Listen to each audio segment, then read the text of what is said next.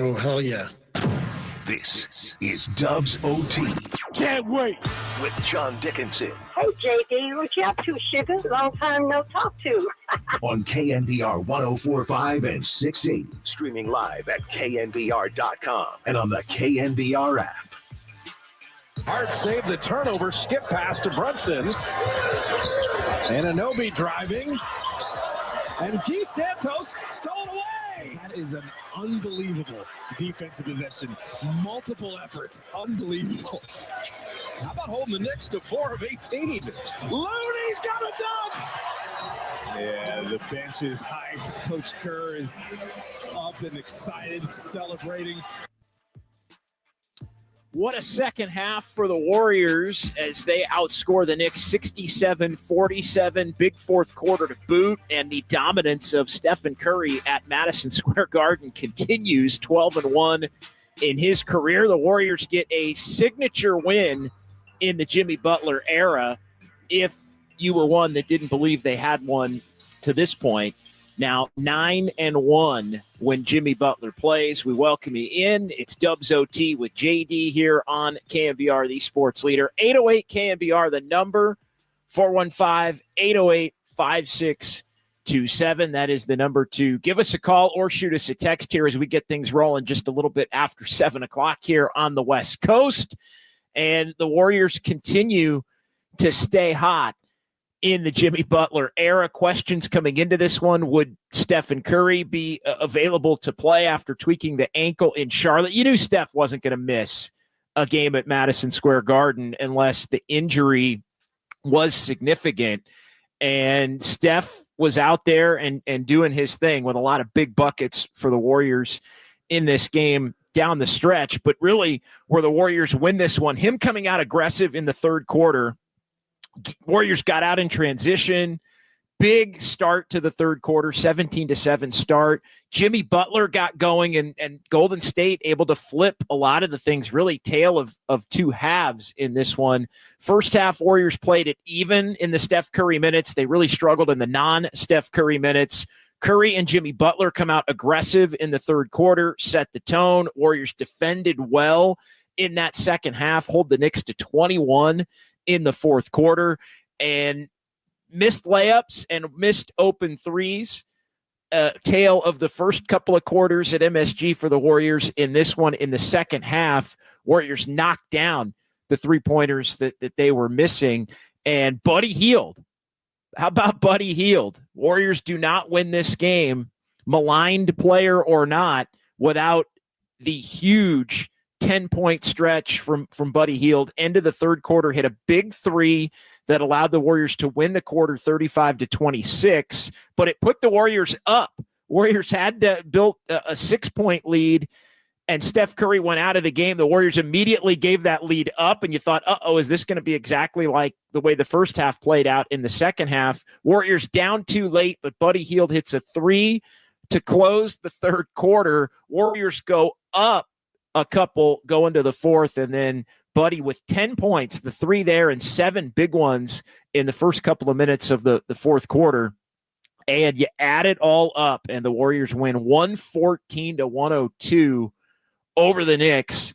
So you look at this road trip now, and yeah, you have the blip in the one game Jimmy Butler didn't play at Philadelphia, but the Warriors getting a win in the monster performance from Steph at Orlando to begin the trip. They bounce back off of the bad loss in Philadelphia without Jimmy Butler with an ugly grinded out kind of a win last night in Charlotte, and second of a back-to-back. This was a game that I think everybody had kind of pointed to as, whether you want to call it a good test. Now, Karl Anthony Towns didn't play due to personal reasons for the Knicks, but the Knicks have struggled to beat good teams this year overall. But this, I think, without much question, to this point, as you look at the Jimmy Butler era here, and the Warriors now 9-1 in the 10 games that Jimmy Butler has played with Golden State. I think when you look at it, and we've run through it, this is the signature win to date at this point. And they won at Milwaukee without Giannis. They won in Houston. The Rockets are kind of struggling. The Chicago game after the horrid start, the Sacramento win. Dallas had a bunch of guys out. So the Warriors have much more, I think, handled business and a soft portion of the schedule. But second of the back-to-back in Madison Square Garden, and the Warriors just down after not playing a great second quarter in this game. Lost the second quarter 29-22, but to bounce right back and kind of flip the switch, I thought, a little bit in the third quarter to outscore the Knicks 35-26, and then really flying around defensively. The ball movement was there in the fourth quarter, and just some big-time plays, big-time hustle plays, and big-time shot making, whether it was Buddy Hield, whether it was Guy Santos, who had a huge three, to put the Warriors up 4 late, the Curry 3 to put them up 7, and the ball movement was there late too. You saw the Knicks really trying to sell out on Steph, and it was opening things up for others. Looney with the dunk there late. Jimmy Butler came alive. I think that's the big thing from first half to second. And you were looking at some of the things that didn't necessarily go well for the Warriors in this game. Both teams started hot as you look at this one. Podziemski and Moody hit their first couple of shots, and then they both went ice cold for a stretch, as did the Warriors. Warriors really were trying to push the ball in transition throughout the course of this game. The Warriors were forcing turnovers. It was a back and forth affair, a lot of lead changes both ways. But a lot of the things that have plagued the Warriors throughout the course of this season plagued the Warriors in that first half. Missing open threes, frustratingly, maddeningly open threes that the Warriors, too many missed layups for Golden State, and the offensive struggles of the first half really were threefold. It was part missed layups, it was part the open threes that were belabored tonight, certainly on the local television telecast, and part not getting enough scoring from Jimmy Butler. And that's the part that I wanted to focus maybe most on. And I think the Warriors at times have really tried to push Jimmy Butler to be more aggressive, to look for his own shot, to look to try to make some things happen and force the action a little bit offensively. And I thought Jimmy did a little bit more of that. It was kind of the quintessential quality Jimmy Butler offensive output type of a game that we've seen from him with the Warriors, because he was able to get back to the free throw line in this one. But he finishes 6 of 12, didn't hit a three.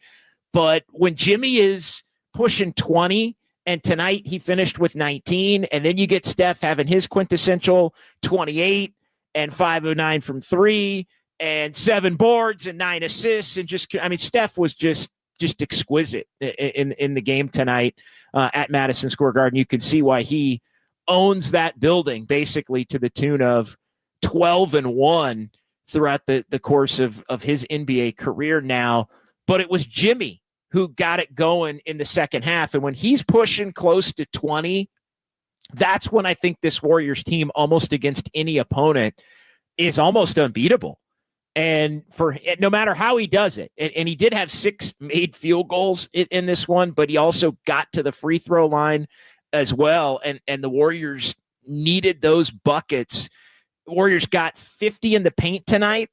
And the Warriors, Steve Kerr early, I mentioned it off the top, really igniting the Warriors, telling the Warriors throughout the course of the game, imploring them. You could see it even on the telecast, trying to get out in transition. The Warriors thought they could beat the Knicks in transition off of misses, and that proves to be a difference in this game. 25-10, the fast break point advantage for the Warriors in a game that they win 114-102 when it's all said and done. So 808 KNBR 415-808-5627.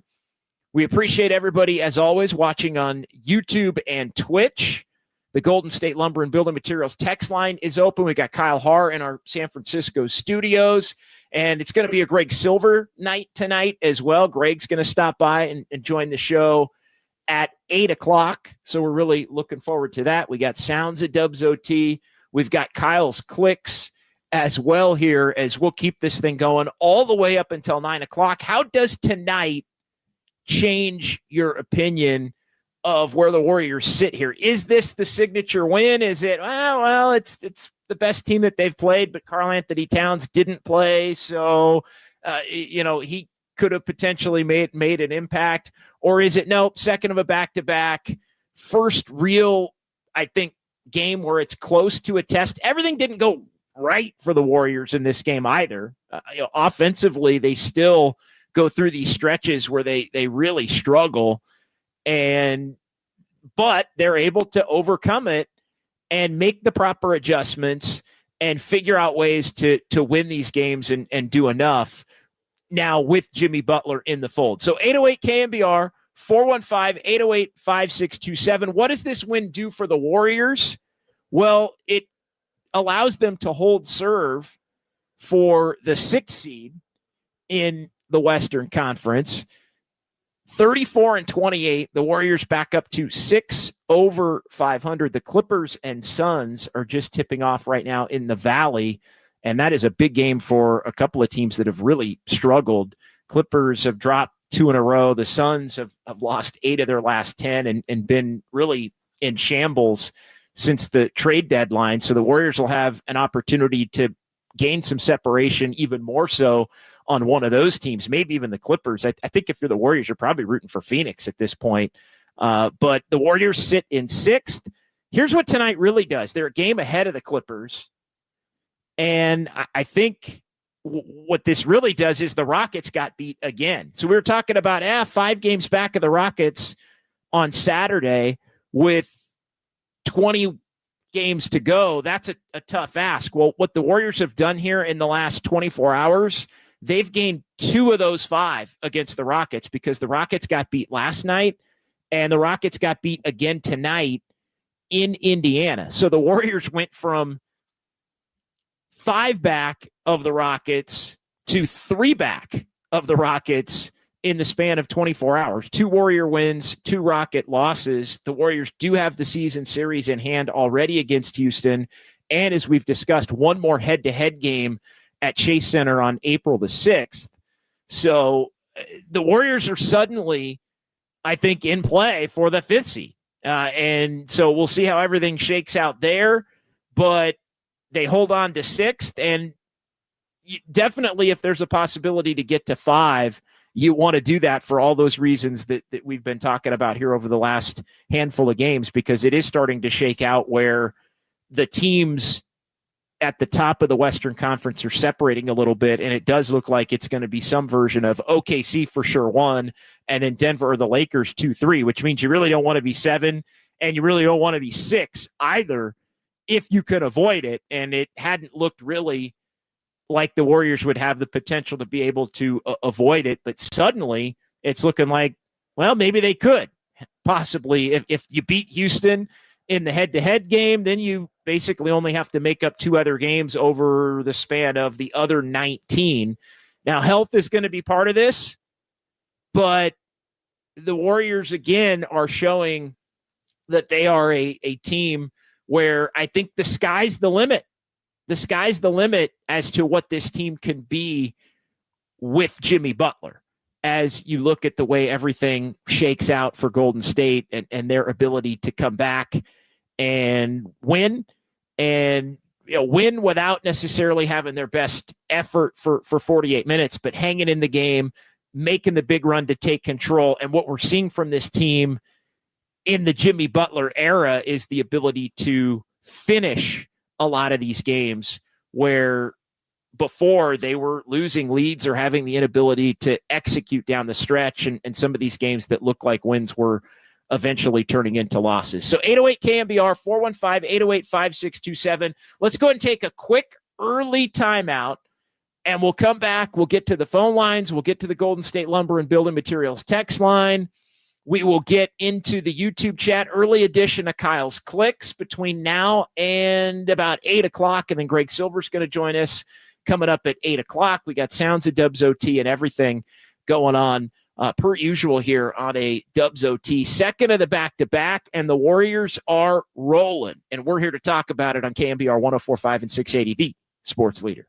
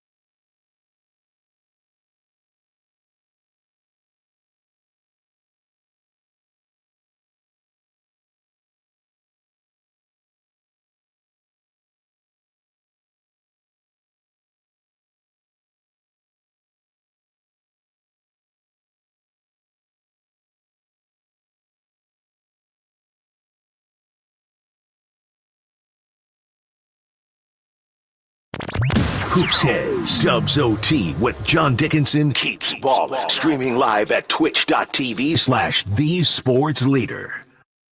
Shot clock at 5. That one deflected. Jimmy caught it anyway. He'll score. And Butler will put it up and out. Bridges played the D. And Bridges threw it away. Curry, 3 to close it. Got it! All right, big night for Steph Curry. Warriors win at Madison Square Garden, and they are 9-1 with Jimmy Butler. 114-102 is the final. We're back here. It's Dubs OT with JD here on the Sports Leader. 808 KNBR, 415-808-5627.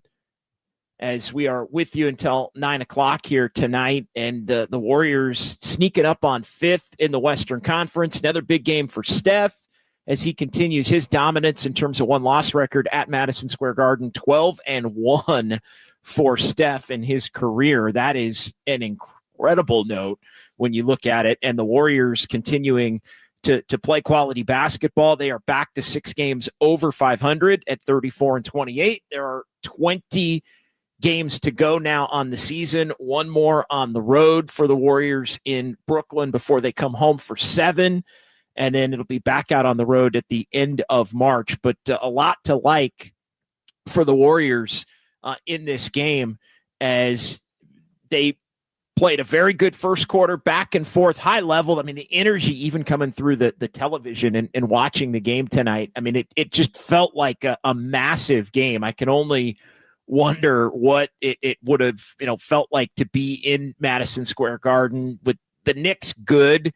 It's always great for the league, and the games feel so big there. And I know the Knicks have struggled to beat a lot of the good teams, especially at home this season. And I think there was a big time, Warriors come in, Steph comes in. It's the one time as a Western Conference opponent. It's always a huge deal for the Warriors to be able to, for the Knicks fans in New York and the media and the hype and all of that.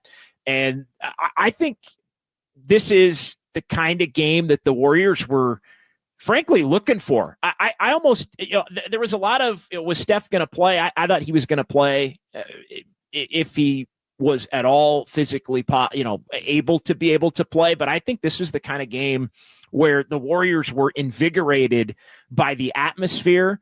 And Steph always plays to the road crowd. That was a big topic of discussion when he had the massive game in Orlando.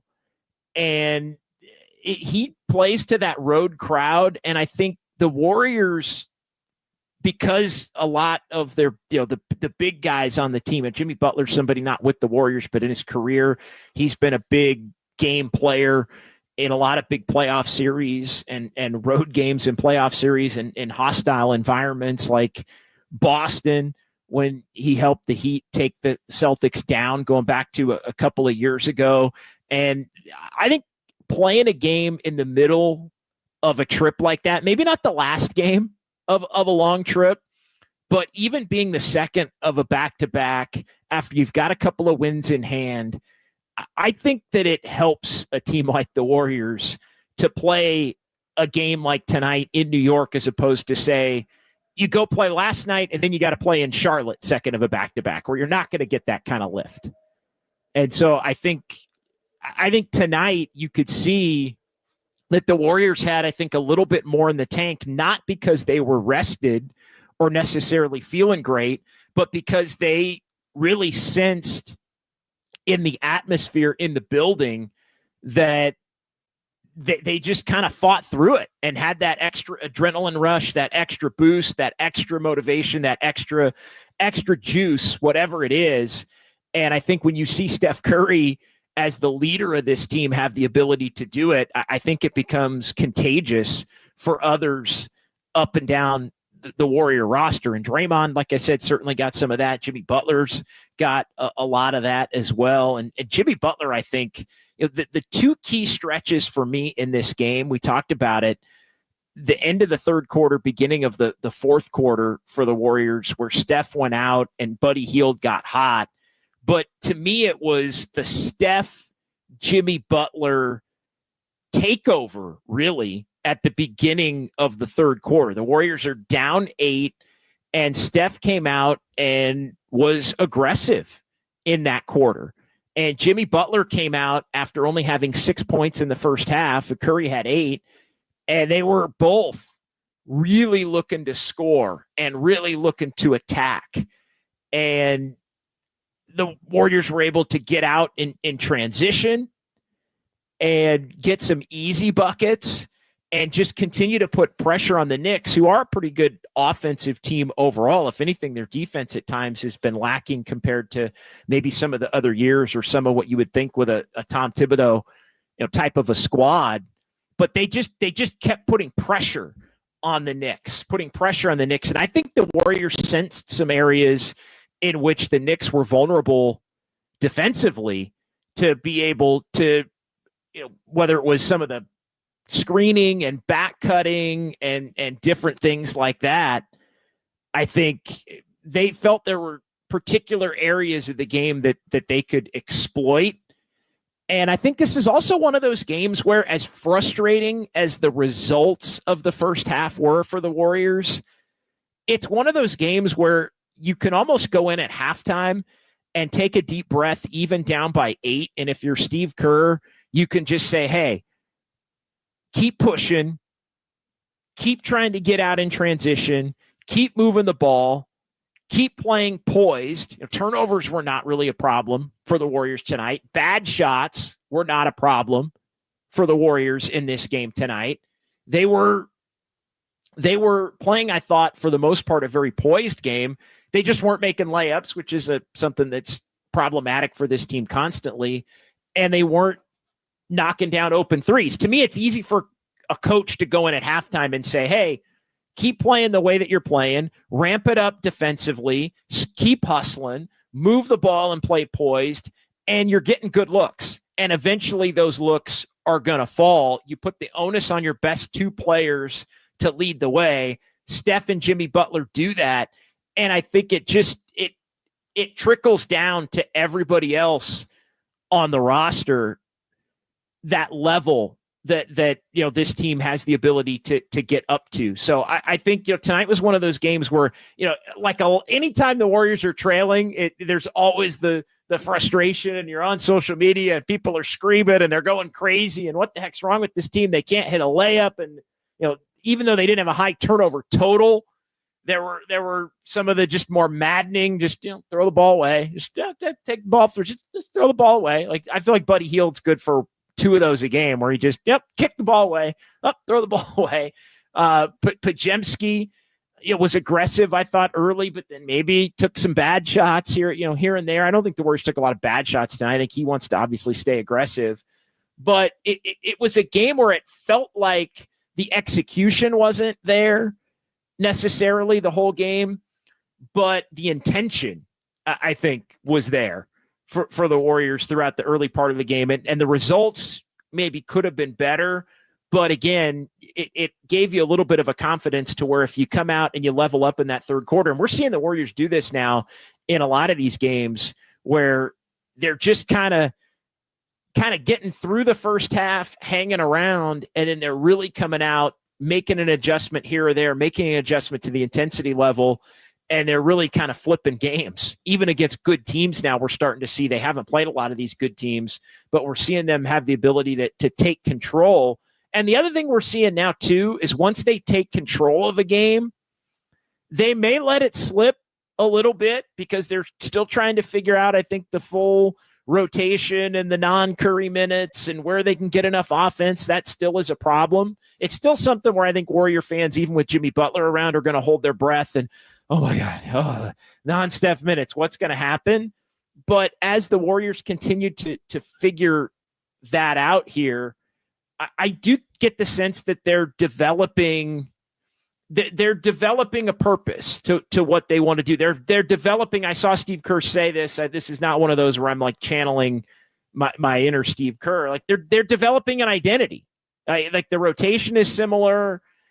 They are, I think, for the most part, pretty sound defensively. I think they've been a lot better defensively than you would have expected given the fact that they were losing Andrew Wiggins in this trade to bring in Jimmy Butler.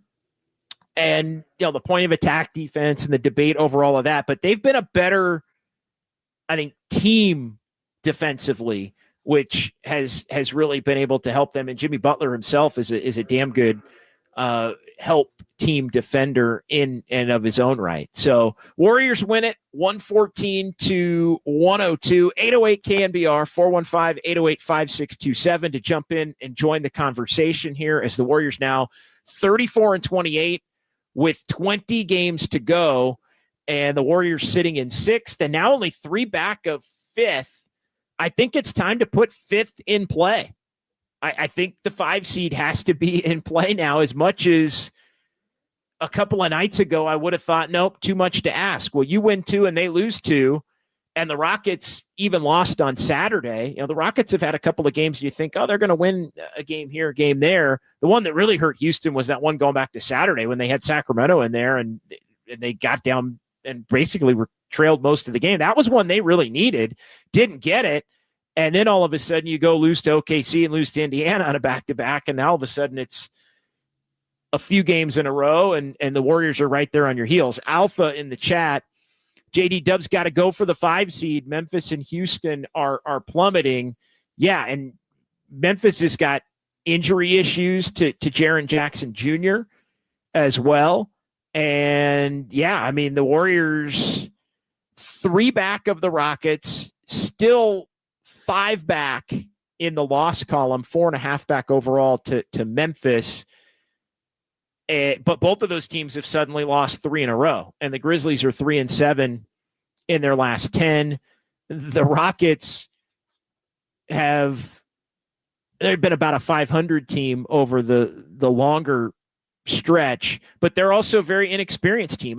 This team, this group together for Houston is trying to go from bad to good for the first time as a group together. And I think the stretch run really for them becomes, it's unique. Like they've had this great year, but the stretch run is just different. The games feel bigger, the consistency that maybe you don't need to have, attention to detail that you don't need to have throughout the regular season, I think comes out in March and April when all of the really good teams are really, really trying to make sure they get as many wins as possible down the stretch. And so, 5 games to go, or 5 games back with 22 to go doesn't feel attainable. But as we talked about the other night, 3 games back with 20 games to go, that suddenly does feel like it's within range. I think I said it last night, Kyle. Can you get it to 3 within, or maybe it was Saturday night, can you get it to 3 with about 12 or 13 games left? Well, hell, the Warriors, you got it to 3 with 20 games left. So, that gives you the margin to play with there. So let's get some Kyle's clicks here. Again, 808 KNBR is the number on the phone line as well. And, the Golden State Lumber and Showroom text line is open for you as well at 415-808-5627.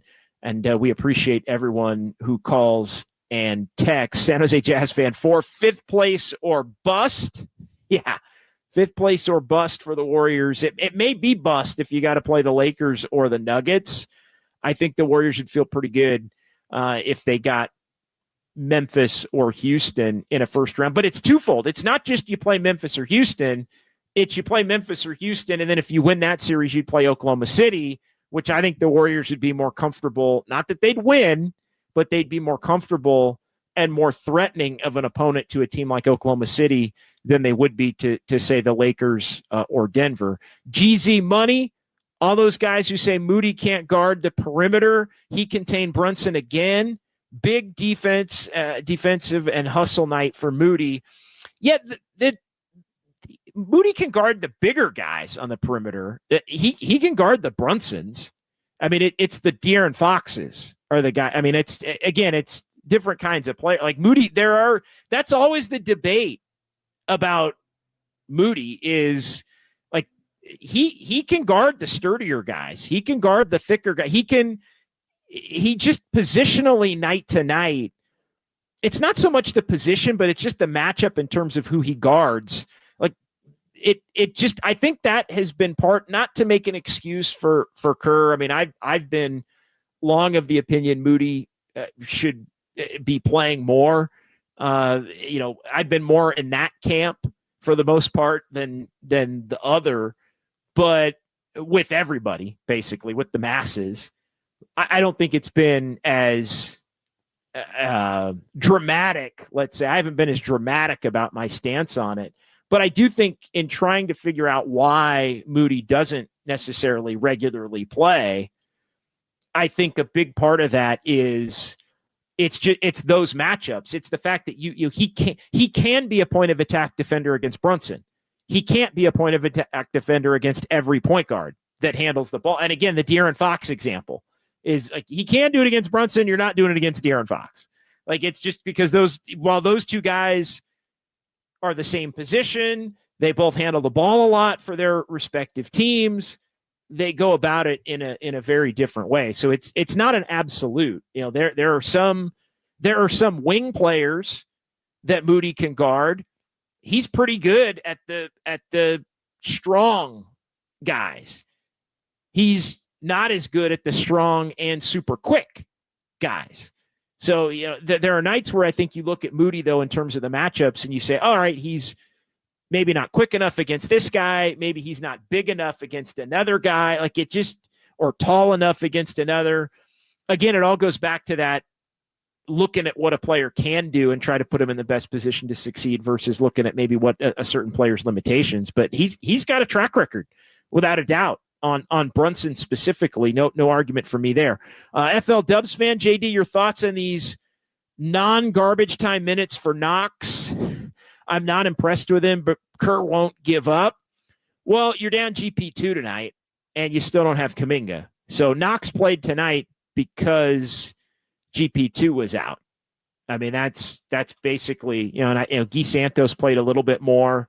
It's also the second of a back-to-back. I mean, Guy played 15, and Knox played 12, played a little bit in the second half, not very much in the second half. I'm trying to see, not at all in the fourth quarter. But, yeah, it looks like he played about 4 minutes at the end of the third quarter, and he played about seven minutes. He did get some minutes in the second quarter, and a few minutes, looks like the last 4 minutes of the third quarter. But I don't think Knox plays tonight if Gary Payton II is available. And obviously if Kuminga's available, then I don't think Knox played. Joke's on you, JD. No one gets more high on their supply than Pods. Step back threes, no look passes. Thinks he's an all-star. Bro needs to slow down, get out of his head. Look, I thought Pods was feeling it early, those first couple of buckets, and the Warriors needed him. And him and Moody both taking the open shots early. They want Pods to be confident, but they don't want so they want Pods. I think if he's got that open three early in the game, they want him to take it. But if he misses a couple, I think that's where it gets into he doesn't always want to take. What happens? He'll miss one, and then the fans will say, "Don't take a second one," or he'll make a couple, and then now it's going to be heat check Pods, like Jokes on You's talking about.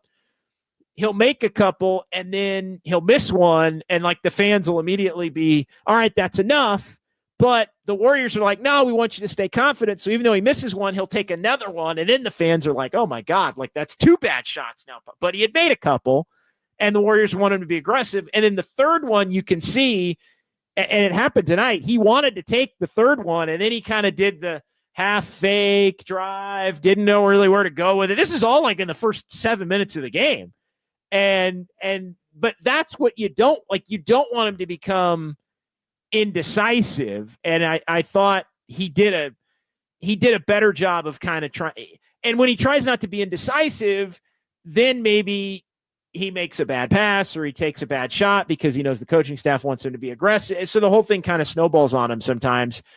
Get out of his own head is the right thing to say here. Andis Brown, Warriors defense has been good. Their help defense and forming a good shell against ISO offenses has been really good. That is absolutely true. They have been really good. And historically, the Warriors have always been very good at stopping isolation teams. I think it's why we've seen them have success against Oklahoma City this year even.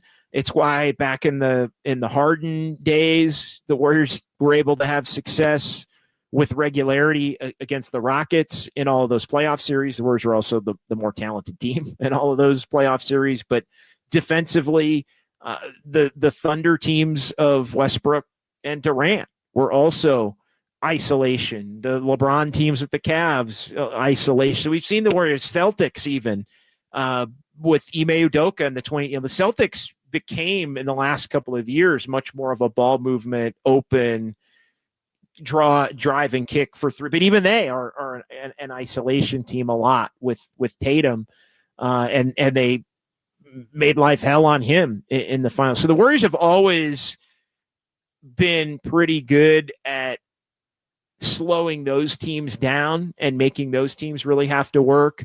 But Jimmy Butler and Draymond together, that is something. And you're right. When you've got those two and they're putting everybody in the right positions around them, and barking out defense, barking out where to be, that's really, really, really, really where you want it. Where you want it if you're the Warriors. So yeah, their defense, that's been, I think, the most impressive part is the way that they've been able to perform defensively. They're not perfect defensively. I do think they're still vulnerable to drives, and I think at times the overhelping is there and teams get good looks at threes. But the one thing the Warriors are doing though is they're forcing more turnovers. And that's allowing them to get out in transition. So and that helps your numbers. That helps your offense. That helps. That just helps the whole. It's kind of like the complementary football aspect of basketball, right? If your defense, you can be a good defensive team that gets stops, but are you turning those stops into something? And I think the Warriors are turning more of their stops into something, and I think that's why it's had a greater impact on winning. And I think it also helps you down the stretch in a lot of these games when you're able to defend. When the game slows down, fourth quarters, and you have the good shell and you have a good help, and teams are really looking to maybe isolate more, and you've got Draymond, you've got Jimmy Butler out there, then I think that's really where you can ice teams down. J-Biz Music Faction. Post needed to go through the fire.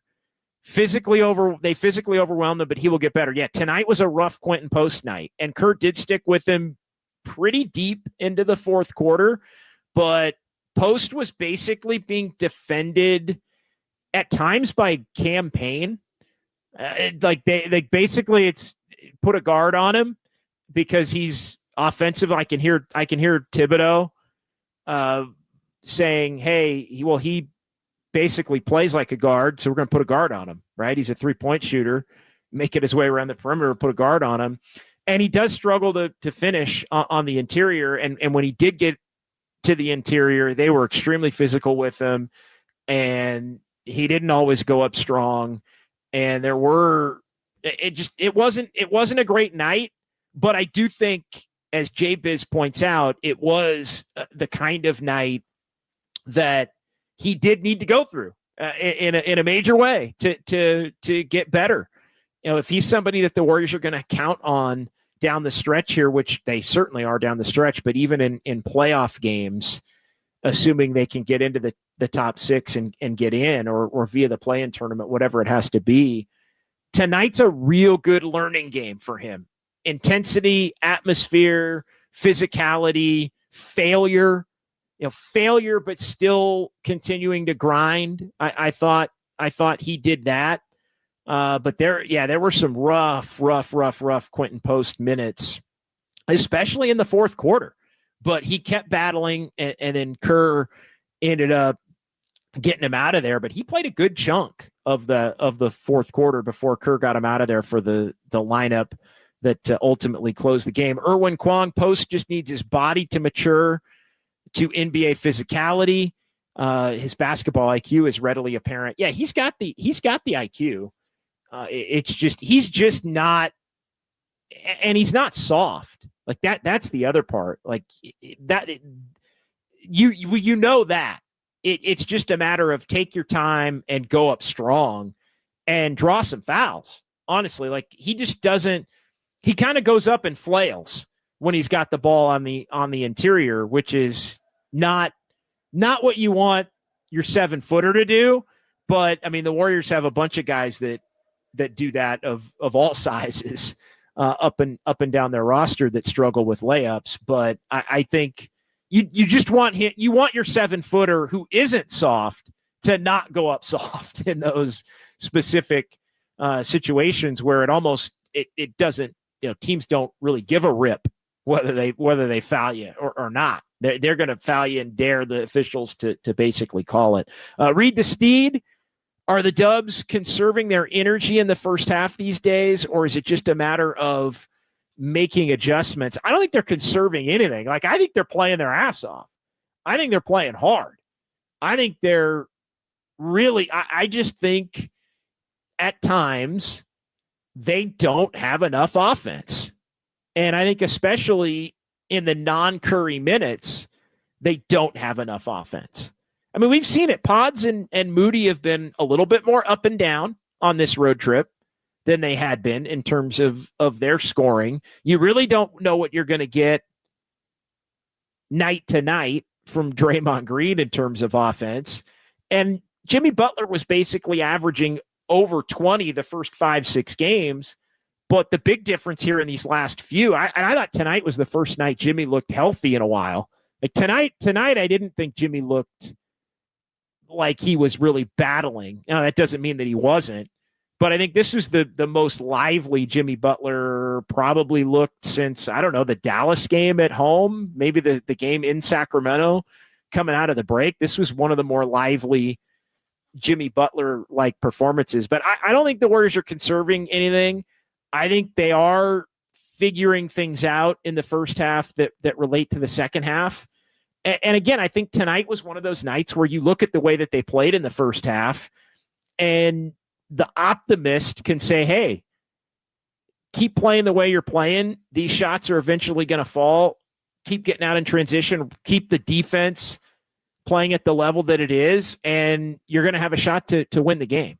And so look, Steve Kerr, I think, has been pretty good at little adjustments where he's played a little bit of zone tonight as well that I thought messed with the Knicks at different points. So yeah, I mean it's all working. Jimbo sounded like Guy played well tonight. Yeah, Guy's been hustle plays, man.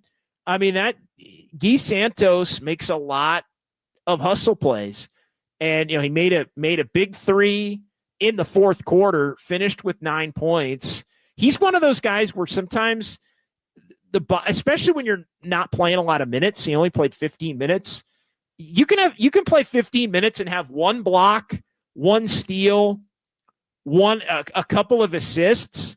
But when you're only playing that small of an amount of time, you can still make a pretty big impact on the game, even though you're not playing a significant chunk of the game and have your numbers not be. Guy, there are nights where Guy is just his hustle and energy are it's infectious, it's contagious to the rest of the roster. And they were looking for somebody to absorb some of the GP2 time, very different players. And Knox got a little bit of that time. He got the rotation spot, but I think Guy Santos got the most important minutes. Guy Santos is out there mid to late fourth quarter with the starters when they're trying to give Draymond and Jimmy Butler a little bit of a rest. That shows that he's trusted to be out there with Steph. It shows Steve Kerr trusts him to be out there, especially on a night where he was playing well and can make a significant impact on the game. So no, I thought Guy Santos played really well tonight. Again, he's probably going to be the guy that doesn't play when Kuminga's back. I think, obviously Knox will not play. I think some nights it might be Peyton. Some nights it might be a little bit of Moody. Some nights it might be a little bit of Draymond. But I think the one guy where you just look at the way Kerr's done the rotation card to this point, and it probably will be Guy Santos, who goes back to being a non-every night player. Great win. Impressed. But no Cat. But they were on a back-to-back, so I'll give them credit. All right. Great win. Impressed. But no Cat. So a little positive, a little negative. But they were on a back-to-back, so more positive. What is that? Is that a +1? Great win, +1. No Cat, even. Back-to-back +1. So that's like a +1 and the plus-minus. It's like a Buddy Hield game right there. Look, Buddy Hield was having a bad game. And then Buddy Hield wound up having a really good game. All in the span of about 6 minutes where he made a couple of huge buckets. All right, let's go and take a timeout. 808 KNBR, 415-808-5627. More from the chat coming up. Sounds of Dubs OT as well. Greg Silver, though, is going to join us on the other side. We'll chop it up about this one as the Warriors win in New York, 114-102. It's KNBR 104.5 and 680, the sports leader.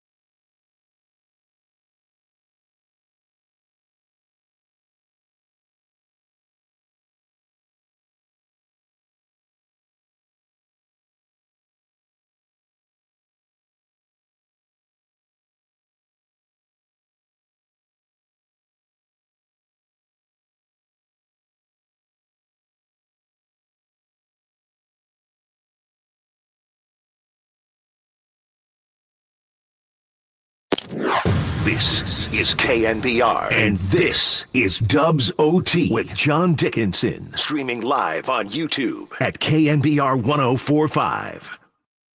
Moses Moody getting on the deck. Moses with a steal. Curry in a 2-on-1, and Pods has the easy one. Well, Moses Moody snatched that one up quick. Found it. He was looking for it. Finally just got on the ground, grabbed it. The Warriors have executed beautifully in the fast break and transition opportunities.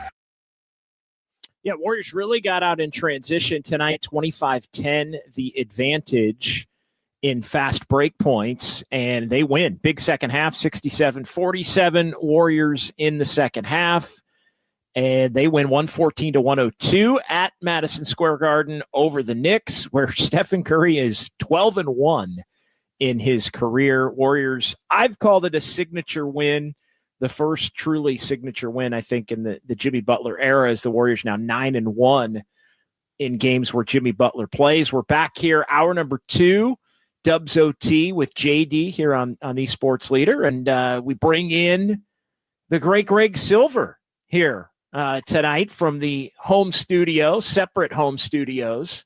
What's going on tonight, Greg? How are you, buddy? What's going on? I missed you guys. That was a fun one, huh? I was a little curious to see how the Warriors were going to come out in this one. Second end of a back-to-back. Makes sense that the shots were not falling in the first half. I actually thought they got a lot of looks. And look, I've said this many times to both you and Kyle that I'm not big into the shooting percentages talk because the quality of look has a lot to do with that. But the Warriors actually thought we're doing a good job getting pretty decent open looks there in the first half. They were just not falling. I think 5 for 23 was what they were from beyond the arc. But the defense is really what kept them in this game. I don't know how much you went into depth on different topics because I was getting myself to look all pretty and everything and make sure we were good to go for tomorrow. So apologies if I'm sounding like I'm repeating a lot of the things you already said. But yeah, I thought the defense in the first 3 quarters was really good. I thought the defense in the fourth quarter, though, was just stellar. So we can talk about Steph Curry and what he did to just grind away. And when he came back in the game and it was a 1-point game, he did what Steph Curry does, particularly at that venue of Madison Square Garden.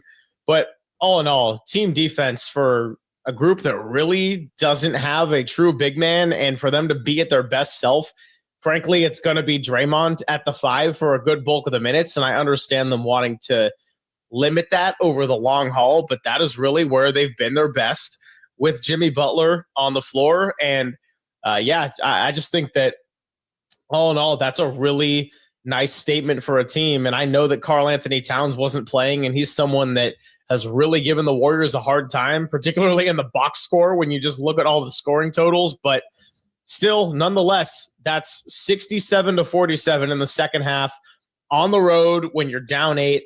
And I think that is the type of statement that a serious team makes. The Warriors are playing like a serious team right now. They were looking very unserious for a lot of the year. I always thought they played hard and had a good fight, but just between not being able to hold on to a lead, not being able to close down the stretch, and also struggle to really come back because when they trail going into the fourth quarter, it's not looking good for them.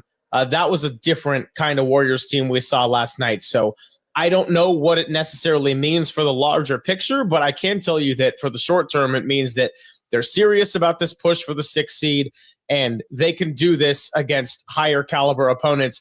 I don't consider the Knicks a championship contender when we go through the short list. I don't think they're going to come out of the East. That's most certainly going to be Cleveland or Boston.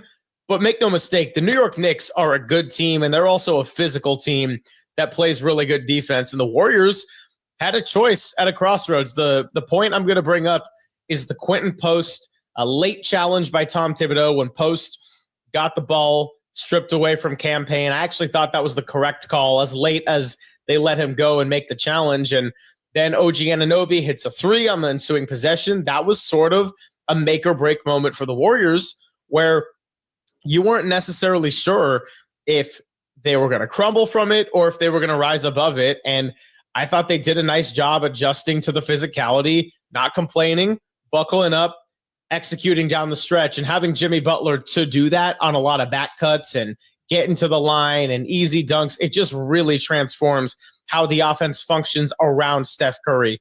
That's what my main takeaways were in this one.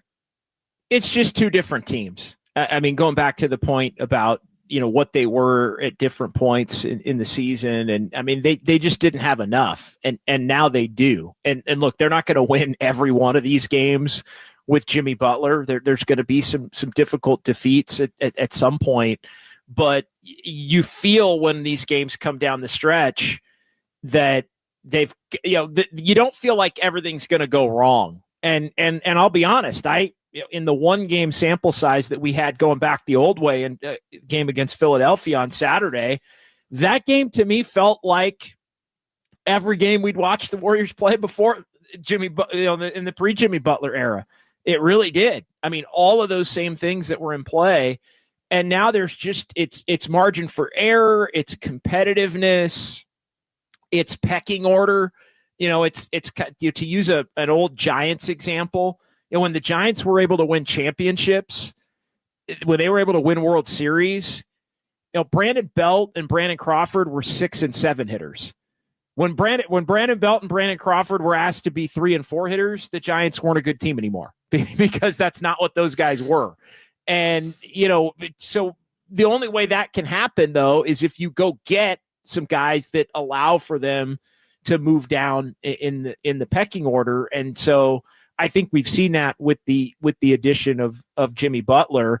I just think it's a team that believes now in themselves. They believe that they can win any game against any team on any night. And I don't think that they thought that after the 12-3 start. They had the 12-3 start.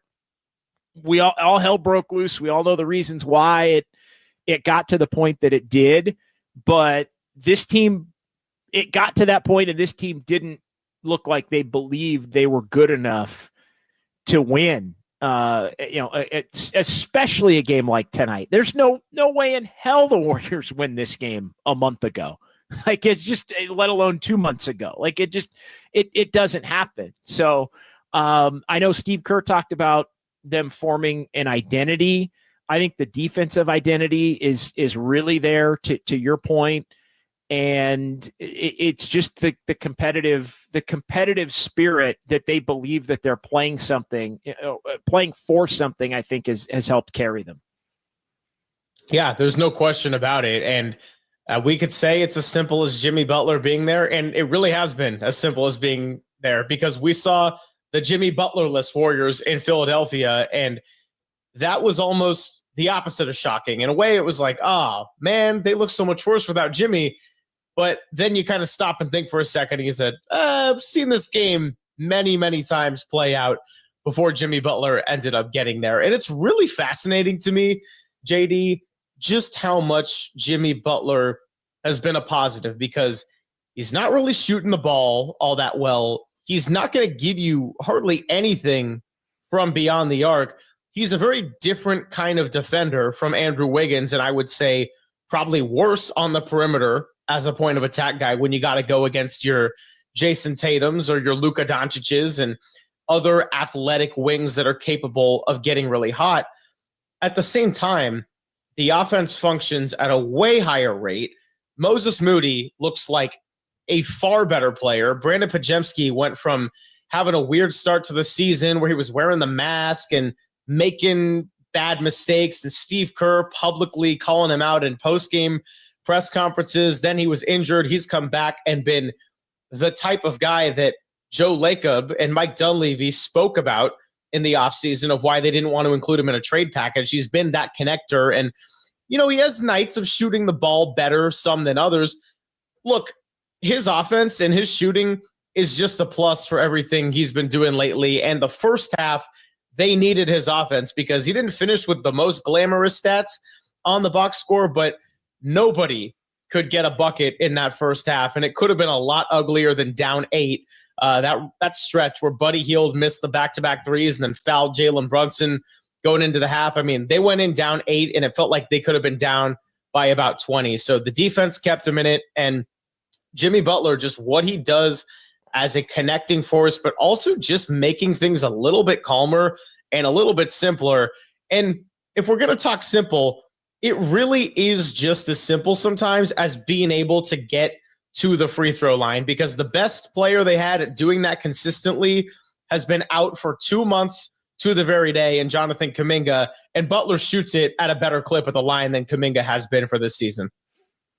I think the key to the game was the way that Steph Curry and Jimmy Butler came out in the third quarter aggressive. We were going back and forth a little bit, and you sent me a note, I think at halftime or right before halftime, just about the Warriors' struggles still, especially with Steph not on the court offensively. The defensive identity, I think, has continued to be developed. I think they've been a better defensive team than anybody could have really imagined. I think you thought they would be better in some ways, but maybe not quite as good in other ways, losing the point of attack defender. But the reality is they've been really good defensively. They've upgraded defensively with the combination of Jimmy and Draymond back there. But offense, whether it's missed layups or, as was the case tonight, not making open threes in the first half, I think the biggest problem, though,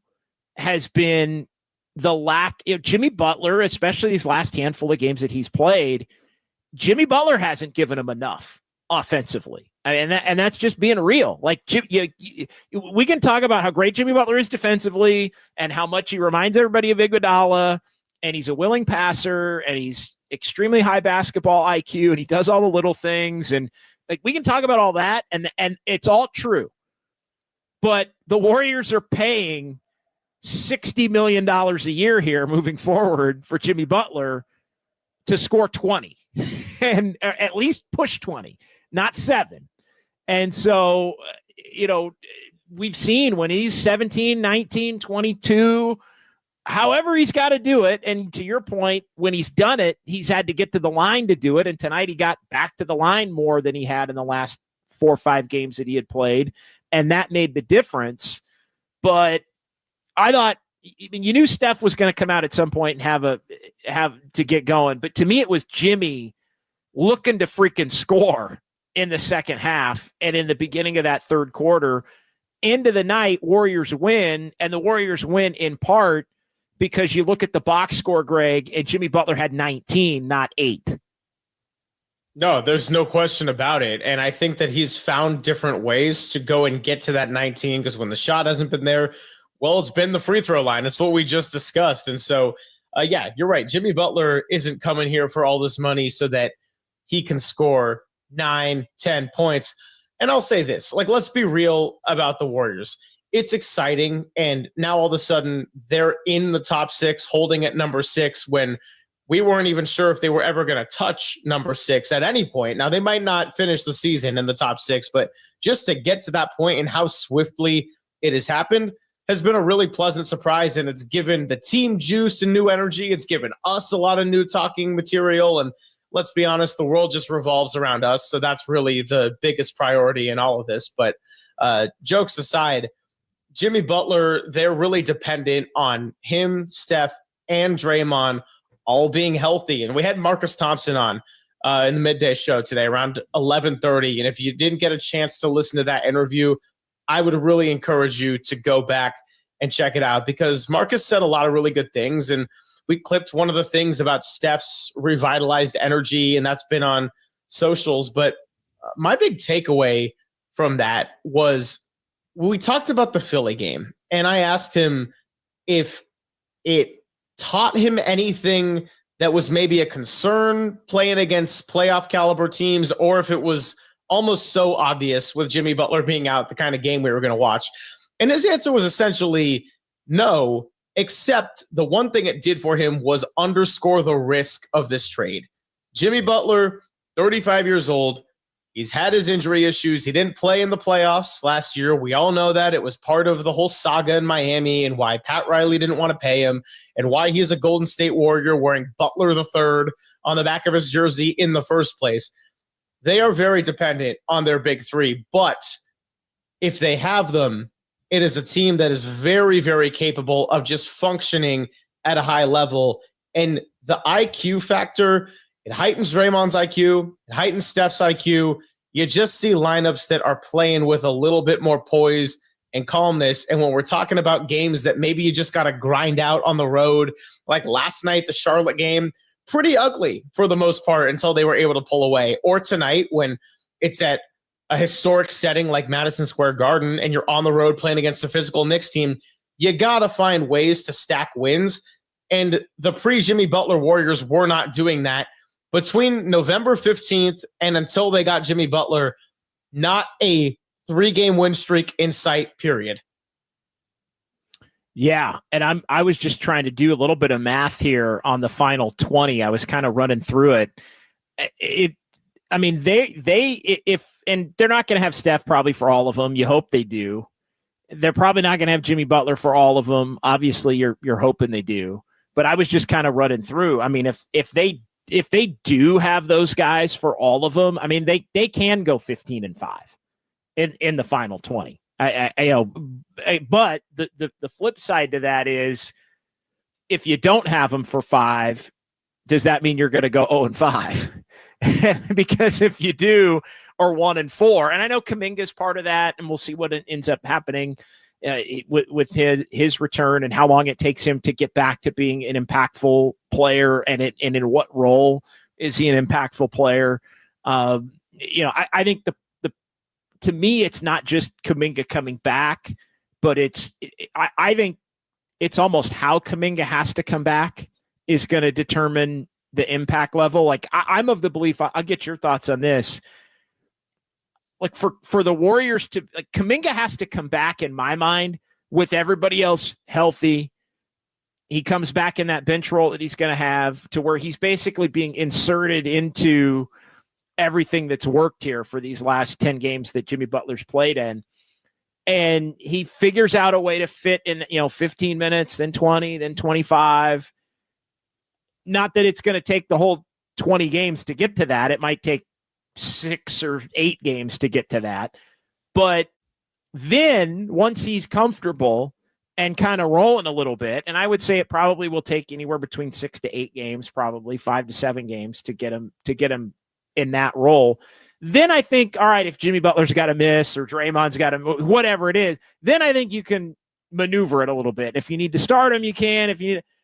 But there has to be a baseline in my mind of not having him have to come back to where he has to absorb a role that then he will not have when they're whole, and then you have to figure it out again. Like, you want one acclimation for Kuminga, and then if you have to expand his role, that's fine. He'll be ready for it.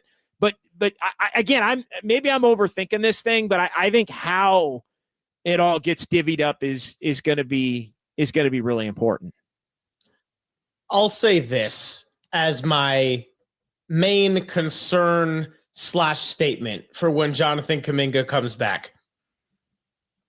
You got to not worry, and this goes for everybody. The closing lineup, who effing cares? It's got to be the 5 that work that night.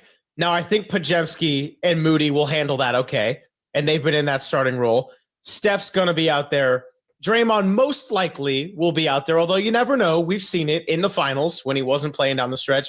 And Jimmy Butler, I think there's a 97% chance he's going to be out there to close games, but maybe there's situations where he's not really giving you anything on offense and teams are not respecting him on the perimeter. Now, he's been able to cancel that by getting to the line, but let's just play with the hypotheticals for a moment. Jimmy Butler's not got to worry about if he's not in the closing stretch for a part of a game, which I think is unlikely. Same with Draymond Green, which I think is unlikely. Same goes for Jonathan Kuminga or Moses Moody or Brandon Podziemski or any player that can be impactful, because you've actually had, and for the first time all season, Steve Kerr's kind of had a 5-man lineup and a combination that he really likes and that makes a lot of sense and that is giving him enough consistency to where it's not such a looming question every single night where you got to think of scenario X and scenario Y. And what about if so-and-so is having a good middle stretch of the second quarter, but then they cool off. And it just got exhausting, as we've seen in the entire time that Dubs OT has been in existence, JD. I mean, how many shows have we had where that becomes a big discussion? So with Kuminga coming back in the lineup, he's absolutely someone who deserves to be in the conversation for a closer, but he's got to go with the flow on this. And I think coming off the bench is the perfect role to pick up where he left off. Look, he's not going to be guaranteed to be a closer. Like, that's just the reality. I mean, he may close, he may not close. He's in a group. I mean, to me, there's 3 players that are guaranteed closers. It's Steph, it's Jimmy Butler, and it's Draymond. And you're right. Maybe once in a while, Draymond isn't one of those guys or Draymond is out, but there's basically 2 spots that are going to be available on a night-to-night basis. And one of those spots is probably going to another guard. So and the Warriors don't, and I'll say this in saying that, the Warriors don't usually consider Moses Moody a guard in that role, although they did more tonight. And they have more, when Moody's out there at the beginning of the second and fourth quarters, he's playing the 2 in that lineup with Podziemski, and he's out there, and Jimmy's out there with Butler and Quentin Post. So the Warriors have been reluctant to kind of play him at the 2 at different points, but he's basically played the 2. So would they finish a game with Steph, Moody, Jimmy Butler, Kuminga, Draymond? Maybe.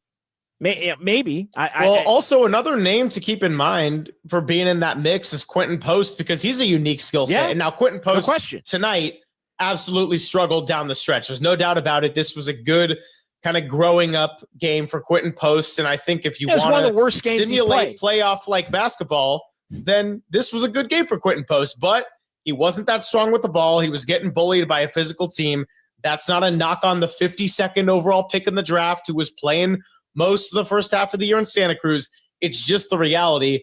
I think he's another person that, because there's not really another player like him on the roster, he could be in that mix down the stretch as well.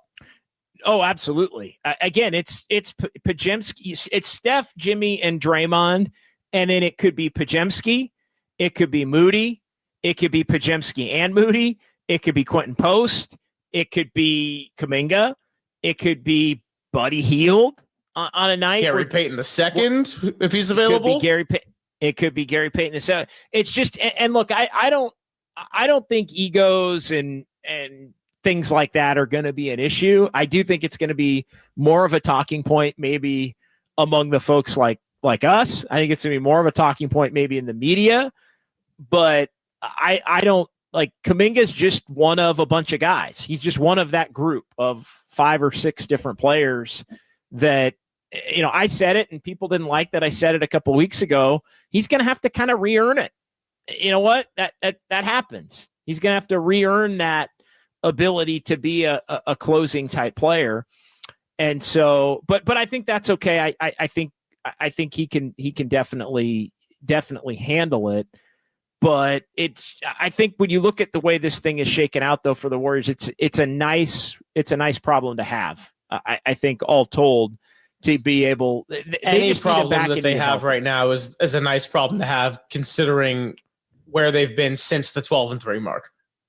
Yeah, I mean they're 9-1 with Jimmy Butler in the fold, and so look, he's been tremendous. He's leveled up the ceiling for this team, and he's given them. I don't know what the limit is.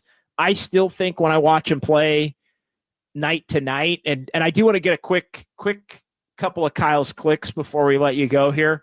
On out of the YouTube chat, our new feature, Kyle's clicks. We just kind of pepper it in.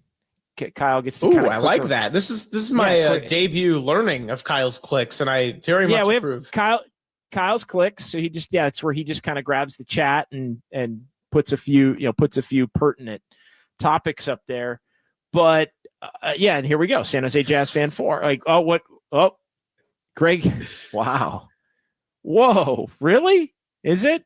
Did you put on a little powder? Did you do a little powder tonight, didn't, Greg? But I have to check the light above me just to make sure. I mean, that's a very nice compliment nonetheless, Jazz fan. I appreciate that. Next beer on me. Yeah, no doubt. Gosh,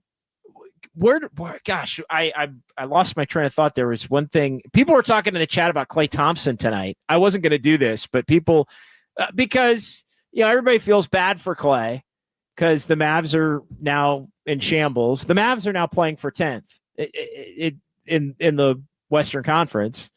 The Suns are in shambles. I don't know if you saw, but Kevin Durant they're down 20 to the Clippers at home, and Kevin Durant was having it out with Budenholzer on the bench. So they're just a disaster. But it was would you take Klay back?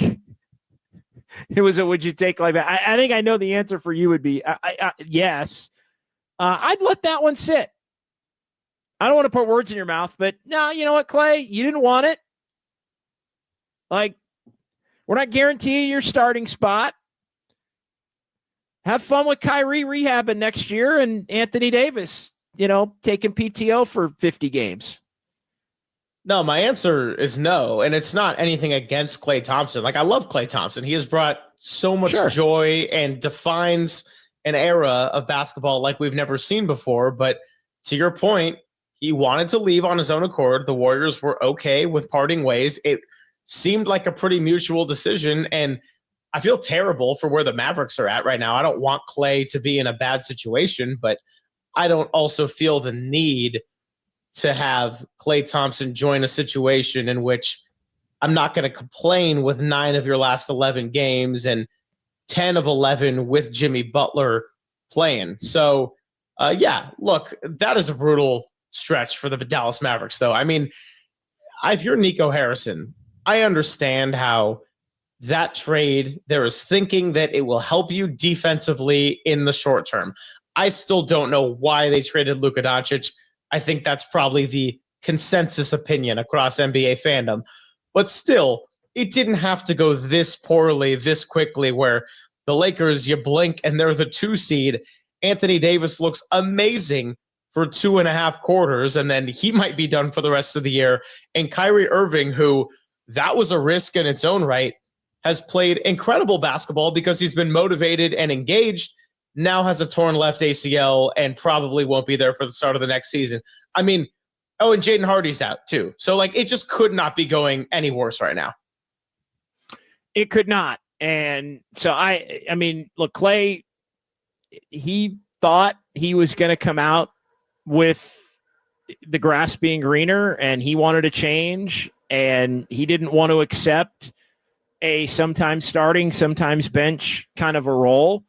And so, he made his decision. He hitched his wagons to what the Mavericks had going, and he's got 2 more years left on his deal, and we'll see. I think, he's been somebody that has not, he's had games where he's basically been the same guy, honestly, that he was the last year and a half. Like, he has games where he's hot and he helps him. And he's also had games where he's either gotten benched or struggled or maybe not played as much, where it's almost been easier maybe for a team like Dallas to not play him because they don't have the history with him in some of those situations where he struggles. But we'll see. Like that's one I would stay. The other part of this is the Warriors are stuck with Buddy Hield for the next 3 years in all likelihood also. So it's not like you can just, and look, Buddy doesn't make that much less than Klay, but he's under contract for 3 more years and Klay's only under contract for the next 2 years. So I think, as much as, the Warriors may look in the offseason to move Buddy, I mean, I don't know. And 3 years with a player option, obviously. That's a tough contract. It's a tough contract. It's not like he's making 20 or 30 million a year, but having Buddy Hield for 3 more years is not necessarily ideal. All right, final thoughts to you, Kyle. We got a couple of Kyle's clicks. We'll give Greg a final thought here. So locked in on Kyle's clicks now. This is amazing. Steph Esimonich on MSG, 50-point game earlier in his career, broke Ray Allen's record there. Oh, yeah, no doubt. And 12-1 record. Jimmy's at stabilizer from Digum 117. That's what I like about his play. Just keeps everything calm. I think as long as Jimmy Butler feels appreciated, the Warriors are going to get the best of Jimmy Butler. That to me is what it's always been about with Jimmy. And appreciation can manifest itself in a number of ways. It can be money, which the Warriors fronted with the additional 60 whatever $1 million on that year they added to the deal and ripping up the option and putting 2 years on the back end. It can be appreciation, adulation in the media. It can be respect from teammates. So far, so good. Now, it always starts great with Jimmy, and everywhere he's been, it doesn't end great. I'm kind of the who cares variety, because the Warriors are basically the timeline for which Jimmy could sour on them is very much in line with the time that the Warriors are just not going to be very good anyway, because Steph Curry's going to be close to retirement. So sign me up for the rest of this year plus 2. I mean, look at 10 games, JD, and it's already very apparent as to why it was worth the risk. No doubt. It's, yeah. So I'm with you. I'm in the who cares boat, where you'd like it to not sour for maybe 2 years, but if it ends up hitting that point, you kind of had to take the swing. It was what was available for you. KD didn't want to come back. And I don't think it will. I think at a minimum, they've got obviously the rest of this year and all of next year. And you know what? Even if it sours in the final year of the deal, then it sours in the final year of the deal. Then maybe you're able to trade him at that point, or maybe you're in a position where some of your other young players have developed to a point where you move on. Either way, it's given this team in this season a hell of a lot of life. And, we're talking about expectations for the Warriors that I don't think anybody would have thought imaginable 4 weeks ago, when it looked like, oh my God, they're striking out on Kevin Durant. He doesn't want to come. Maybe the Heat and the Suns are going to end up making a deal directly to where it's Durant for Jimmy. And then that doesn't happen, and the Warriors are able to get in there and really, when you look at the results to this point, not give up a whole heck of a lot and add Jimmy Butler to the fold. The only concern that I have, and this has been prevalent really the last 3 games, the only concern that I have, Greg, and we'll end it on this note, is just the concern that the Warriors can stay healthy enough to hold on to 6th or even move up to 5th, because we've seen, and Warriors are off tomorrow in New York, Draymond's birthday tonight, all of that. They're going to play in Brooklyn and over in Brooklyn on Thursday. The one thing that's popped up, from Jimmy's back spasms to Curry's ankle tweaks, all of those different things, injury scares, Pajemski the other night with the knee. Can this team stay healthy enough to hold on to 6 and get to 5? That's the one thing. It's awesome for 8-10 games, and then you realize, hey, they got to do what they did in terms of just gameplay and staying healthy 2 more times to just get to the finish line this season. Well, this is also why you need to find ways to stack wins. And it's what we were saying at the beginning of the season when they started so out in front of 500, because they're an injury away from this thing looking a whole lot more fragile. And Saturday is the perfect example of that. Tyrese Maxey goes 2 for 14. Joel Embiid has shut it down. Paul George was pretty good in the fourth quarter, but not like take over a game. And Quentin Grimes did enough to beat a team with Steph Curry and Draymond Green out there. It's absolutely one injury to your big 3 away from being a lot dicier. And so I'm going to sit here today and say 6 is looking awfully nice, but this thing is going to be fragile because of the inevitability of age for the rest of the season. That's just how it goes. It's what you signed up for. Great stuff, my man. Appreciate you. What do you got coming up tomorrow with Greg Papa, and obviously every day here on KNBR, but 10 to 2, make sure you check out Greg and Greg as they talk about this game and everything going on in the world of Bay Area sports.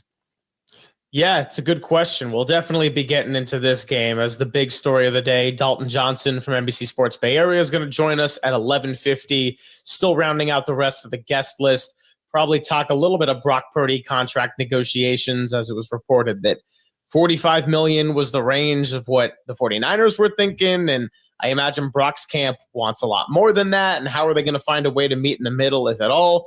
And as far as the Giants, just kind of continue to monitor the spring training. Landon Roop has had an awesome campaign. Gerard Encarnacion's been getting some good hits in. So just kind of continuing to check the pulse on that. And they tied the Padres today. They clinched a tie with a challenge on the ABS system. So welcome to the new era of baseball, folks. Wow. Unbelievable. Yeah, the new era of baseball. I'll see you on March 27th. Yeah. Talk to me on March 27th. Craig, great stuff, man. Appreciate it. That's opening day, by the way. The real opening day. The real opening day. Greg, Appreciate enjoy you your guys, night, man. And I will, and maybe next time I'll show up with some true makeup for San Jose Jazz fan. Thanks, brother. All right, Greg Silver joining here on Dubs OT on the Sports Leader. We appreciate him. 808 KNBR, 415-808-5627. The Golden State Lumber and Showroom text line here on Dubs OT and on KNBR. We'll take another timeout. We'll come back. We'll get to we got JT in Oakland. Kyle, you want me to take JT or you want to play some spots? You want to play some spots? Let's play some spots. Let's play some spots. Kyle's getting a little worried about JT on the other side. JT will join us on the other side, and then we'll do Sounds of Dubs OT and some fun with numbers. Final installment of Kyle's Clicks as the Warriors are looking good. 114-102. They win at MSG. It's KNBR 104.5 and 680, the Sports Leader.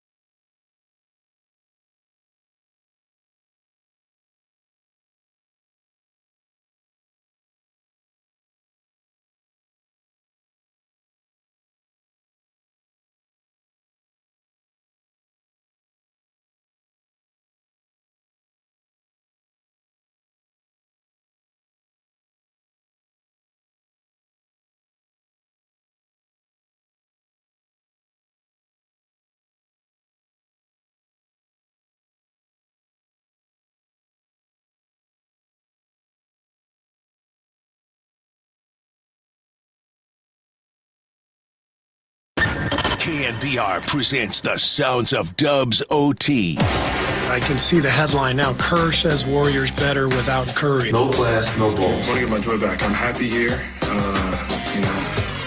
off the court. Now here's John Dickinson. All right, welcome back. Dubs OT with JD. Warriors win 114-102 at Madison Square Garden. They are hot. 3-1 on the road trip at Brooklyn Thursday as they'll stay over in Manhattan. And Draymond Green, 35th birthday for Draymond today. And then the Warriors home for 7 after the game in Brooklyn. Brooklyn did beat the Warriors back in November. So obviously no game is a guarantee, but the Nets obviously in a very different place than they were back when the Warriors got beat by them earlier on in the season.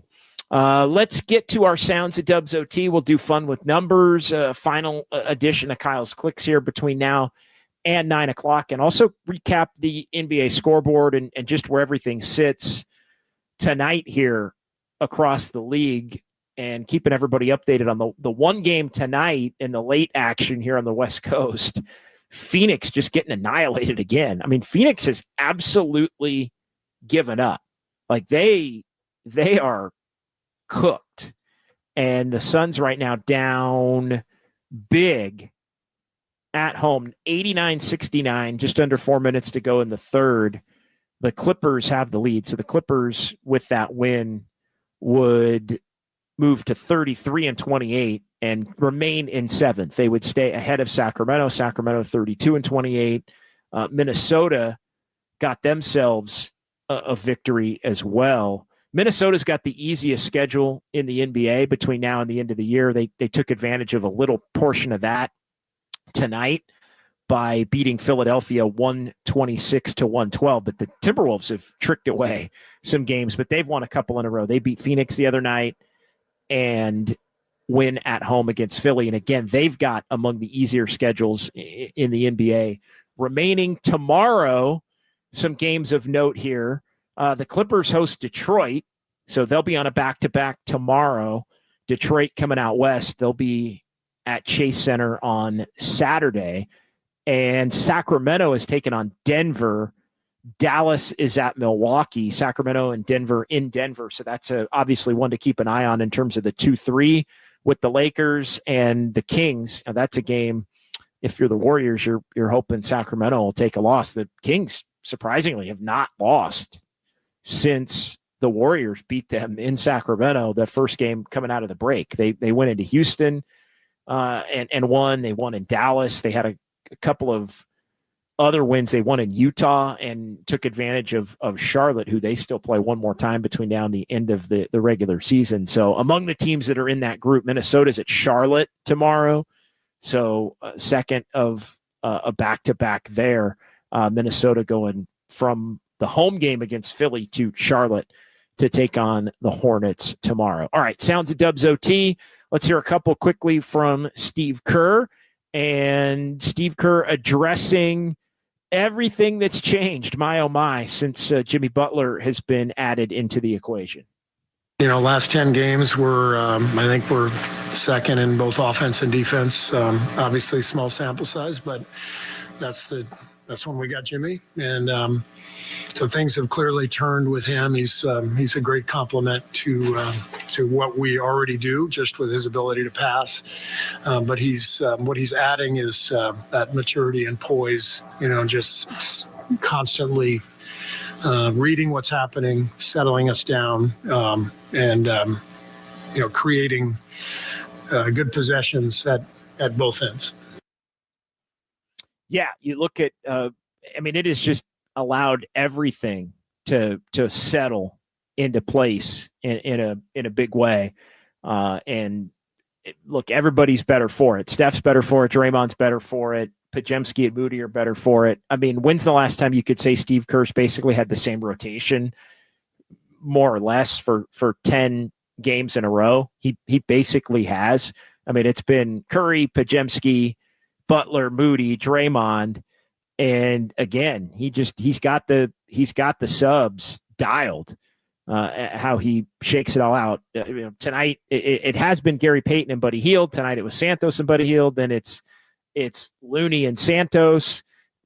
Tonight, it was Looney and Knox because Gary Payton II was unavailable. And then he's got that start of the second and fourth quarter group post with Draymond, Butler, Moody, Pajemski, and then he subs off of that to get it back to the best possible closing lineup for each half. I mean, everything has just fallen completely into place for the Warriors here over these 10 games, and the numbers back it up. The Warriors are generating great looks. They're not always hitting them. They did in the second half. They didn't in the first half, but yeah, offensively and defensively, I mean, they're getting a much better Steph Curry than they were getting, and this has been a team that small sample size, not enough of a sample size to get into the conversation with some of these other teams. But we talked about it last night. You look at the teams, half court offense, half court defense, top in terms of defense, and it's Boston and Cleveland and the Lakers and Oklahoma City are the four teams in the league that are top in all of those categories: half court offense, half court defense, and going both ways in the top 10. And so those, I think, those teams are starting to separate, but the Warriors in this 10-game stretch have been formidable in line with a lot of those teams in terms of the net ratings. All right, one more from Steve Kerr as he addresses the high basketball IQ that's been on display from a number of different Warriors up and down the roster.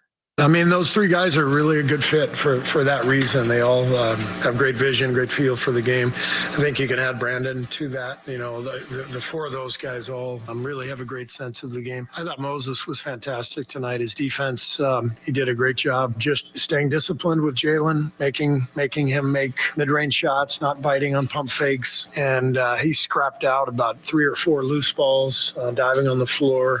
So Moses was fantastic. Yeah, all of those players that Steve was talking about there, including Draymond, obviously Steph, Jimmy, Pajemski, and Moody, those guys have been the starters. And Steve has found a group that has really functioned at an extremely high level together. One from Jimmy Butler before we hear a couple from Steph, and then one final clip or sounds at Dubs OT from Draymond Green. Here's Jimmy Butler in the locker room at MSG on the win tonight, but he also addressed the conversation about everybody kind of pushing him to be more aggressive. Really good. Guys played hard, played together, never got down, and stuck it out and got a dub. As long as we get wins, I don't care about any of that. So as long as whatever I'm doing, whatever we're doing is leading to W's, I don't care about anything else. That was on the court, courtesy of NBC Sports. Was that NBC Sports Bay Area or was that TNT tonight? Kyle, I want to make sure we get the proper credit there, but that was in the immediate aftermath there, and Jimmy not caring about, he doesn't need shot. That's TNT, the one thing I think we've seen. Sorry. That was courtesy of TNT. So we appreciate that. I thought it might have been because I don't recall seeing it, because at that point, obviously we were blacked out here locally in the Bay Area and didn't get the TNT feed. And I was like, I don't recall seeing Jimmy Butler get interviewed. So yeah, Jimmy Butler there. Here's a little bit of Steph Curry, 12-1 now in his career at Madison Square Garden in New York, the Mecca of professional basketball and the world's most famous arena, they'll tell you if you go there. Here is Steph on Madison Square Garden and getting a win. This Madison Square Garden, it speaks for itself. This is a place that brings, it just naturally has great, unique, authentic basketball energy. And like the fans are unreal, like the who's who of Celebrity Row and all that, but just everybody's anticipating great basketball. And from my first game here in college to now, like it's always delivered. So, and for us on the Western Conference, we only get one chance here and try to make the most of it. Yeah, he was playing. He was playing tonight. That was the big takeaway. I know a few people texted me and said, man, it sure doesn't seem like Steph's going to play. And there was the video from a fan, I think, at the hotel. Oh, look at that limp. And I told a couple of people today, I said, you know what? I think Steph's you're going to really have to fight to keep Steph out of this game. I mean, he has had a couple of little ankle tweaks. I know Steve had said, hey, no plan to rest him. So, I do think he's playing through it to get to that off day tomorrow. We'll see what the Warriors do on Thursday. I think it's time to get greedy and really try to get through Thursday, Saturday, and Monday. And then you get a couple of days off before you play Sacramento.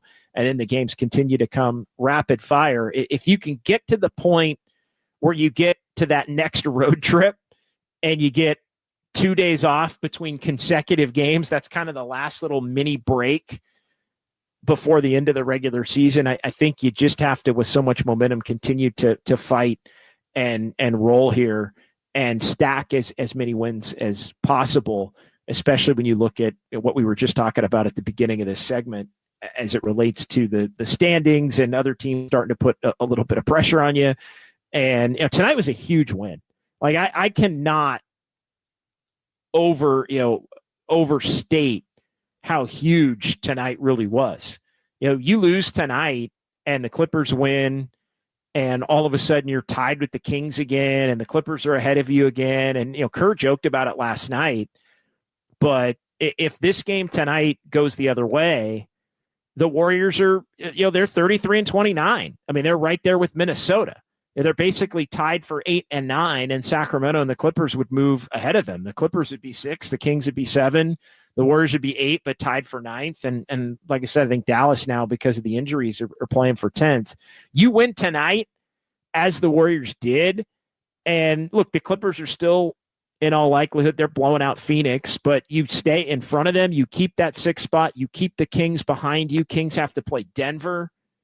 That's big. You're thinking they should take a loss in that game, even though they've been playing better. They're without Sabonis. And so it keeps you in control. It keeps you feeling like you're in the driver's seat. All right, one more from Steph on tonight's game more specifically, and the big turnaround, down 8 at the half, 67-47 in the second half. What in Steph Curry's mind changed for the Warriors to be able to flip the game in such dramatic fashion?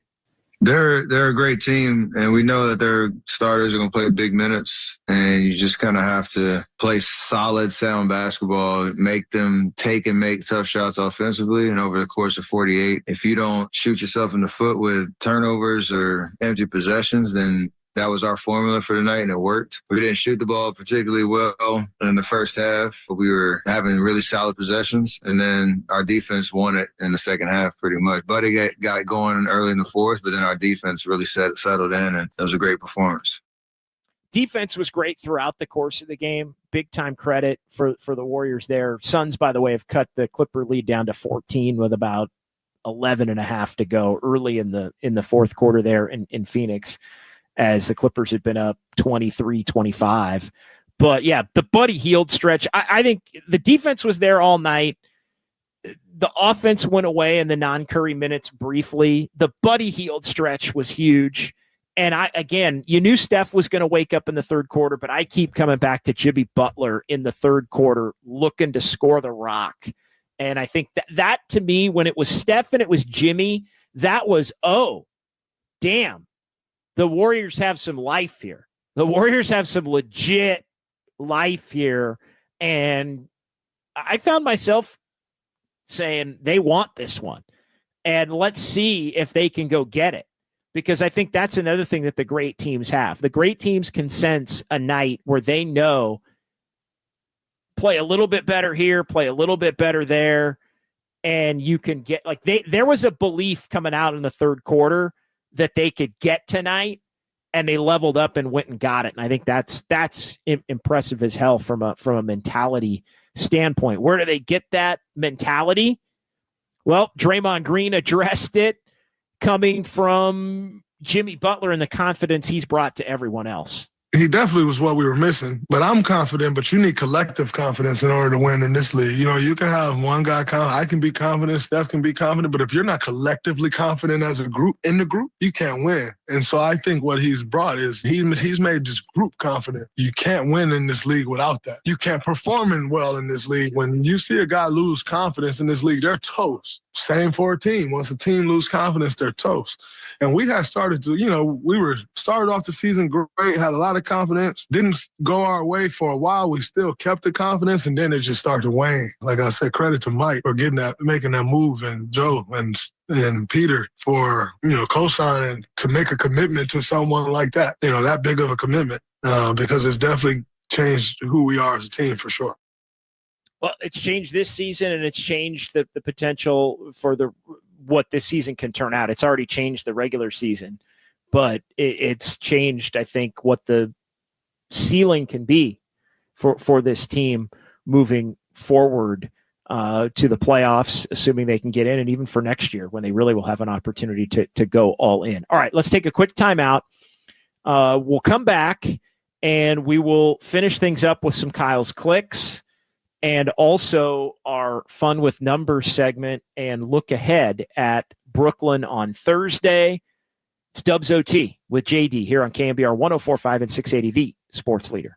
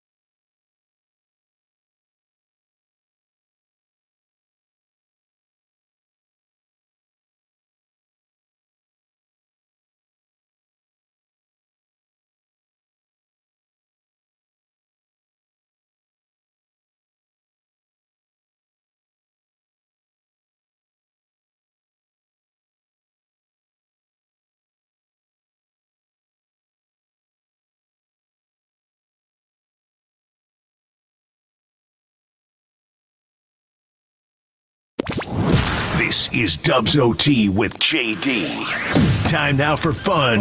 I'm a fun guy. With numbers. No, I'm just having fun. On KNBR 104.5 and 680. Streaming live on KNBR.com and the KNBR app. 10-point game in Phoenix. The Suns rallying. Warriors win at Madison Square Garden, 114-102. So the Warriors now 3-1 on the road trip and 34-28 overall. Golden State 9-1 with Jimmy Butler. Look up at some of the plus minus numbers tonight. I always think it's fun to look at. Some nights greater than others. Stephen Curry plus 23 to lead the game in terms of plus minus. Moses Moody, impactful Moses Moody game, even though he was only 1 for 4 from 3-point range. Draymond Green plus 14, and the other plus minus hero for the Warriors tonight, Guy Santos. And we had somebody in the chat who mentioned Guy Santos, asked for thoughts earlier. Guy Santos a plus 14 tonight. So your plus minus leaders for the Warriors in this game: Steph plus 23, Moody plus 21, and then Draymond and Guy Santos both plus 14s as the Warriors win this game by 12. All right, some other numbers here. Warriors 3-1 in the 5-game trip. They've won 7 of the last 8, and they are now 17-15 on the road, 6 games over 500, and they've been great against the Knicks. Warriors also sweeping the back-to-back last night in Charlotte. Warriors have their 3rd sweep of a back-to-back. They are 6-5 now in the 2nd game of back-to-backs this season. But you go all the way back. I mean, it has been a minute since the last time, the times that the Warriors have swept the back-to-backs. They did it end of January against the Jazz and Thunder at Chase Center. They did it back in October when they beat the Pelicans twice in a home back-to-back. So it's been the home back-to-back. This is the first time the Warriors have swept a back-to-back this season away from Chase Center. 13th win for the Dubs after they trailed by as many as 10. The Knicks were up by as many as 10 at one point. Second time in the last 4 games, the Warriors have come back from double digits to win. One of the underrated biggest shots of the night tonight, Kyle, the Buddy Hield 3 right before the end of the 3rd quarter.